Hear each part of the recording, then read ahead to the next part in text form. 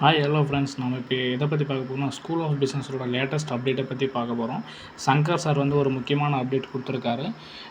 ஒரு முக்கியமான 2 அப்டேட் இருக்குது. ஒன்று வந்து டிஜிட்டல் கண்டென்ட் ரைட்டரும் டிஜிட்டல் இன்ஃப்ளூயன்ஸருக்கான அப்டேட் கொடுத்துருக்காரு.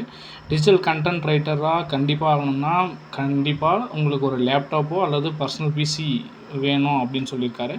அதுக்கு அந்த பிசி இருந்தால் தான் வெப்சைட்டோ அல்லது பிளாகோ 2 அக்கௌண்ட்டில் ஏதாவது ஒரு அக்கௌண்ட் கண்டிப்பாக வேணும் அப்படின்னு சொல்லியிருக்காரு.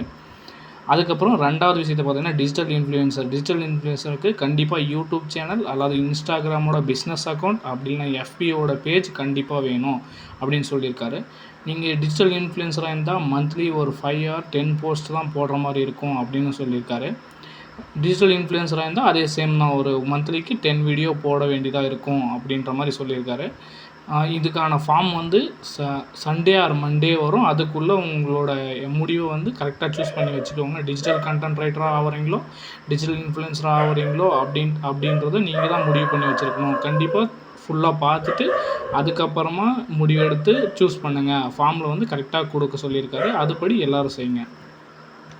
அதுக்கப்புறம் மைக்ரோடாஸ் ஒர்க்கர்னு ஒன்று இருக்குது இல்லைங்களா, அதில் வந்து இந்த 2ல் வேலை செய்கிறவங்க வந்து டிஜிட்டல் கண்டென்ட் ரைட்டரோ டிஜிட்டல் இன்ஃப்ளூயன்சரோ இருக்கிறவங்க வந்து மைக்ரோடாஸ்க் ஒர்க்கில் இருக்கவே முடியாது அப்படின்னு சொல்லியிருக்காரு. ஏதாவது ஒரு ஜாப் ஒருத்தரோட ஐடிக்கு வந்து ஒரு ஜாப் தான் செய்ய முடியும்னு சொல்லியிருக்காரு.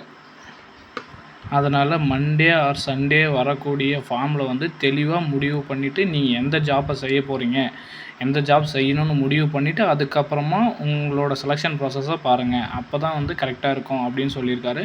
நீங்கள் திரும்ப தப்பாக பண்ணிவிட்டு நீங்கள் செஞ்சீங்கன்னா அது வந்து ரொம்ப ப்ராப்ளத்தில் முடியும் அப்படின்னு சொல்லியிருக்காரு. கொஞ்சம் தெளிவாக யோசனை பண்ணி செய்யுங்க. Okay, thank you friends. நெக்ஸ்ட்டு எஸ்பிஓட அப்டேட் வரும்போது இன்னொரு வீடியோவில் பார்ப்போம்.